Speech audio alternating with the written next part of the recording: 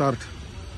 मार्च 2025 मध्ये एक रकमी एफआरपी देण्याच्या संदर्भामध्ये मुंबई उच्च न्यायालयानं सुस्पष्ट आदेश दिलेला असताना राज्य सरकारनं खरं तर त्याची अंमलबजावणी करायला पाहिजे होती, परंतु जुलै महिन्यामध्ये राज्य सरकार सुप्रीम कोर्टामध्ये त्याला आव्हान याचिका दाखल करून स्थगिती मागितली।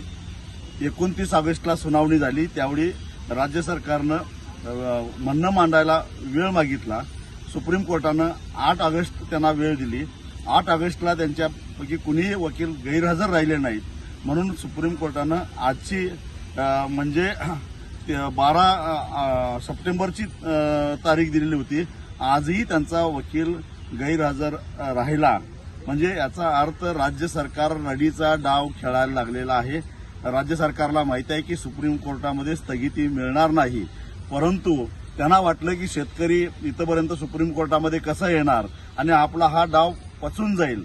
दुर्दैवानं अजित पवारांच्या दबावाला बळी पडून देवेंद्र फडणवीस सुद्धा या कटामध्ये सामील होत आहेत आणि महाराष्ट्रातल्या ऊस उत्पादक शेतकऱ्यांना वाऱ्यावर सोडतायत। पण भगवान के घर में देर आहे लेकिन अंधेर नाही, जिंकणार शेवटी आम्हीच आहोत। राज्य सरकारला अजित पवारांना देवेंद्र फडणवीसना गुडघा टेकायला लावून एक रकमी एफआरपी घेतल्याशिवाय आम्ही सोडणार नाही।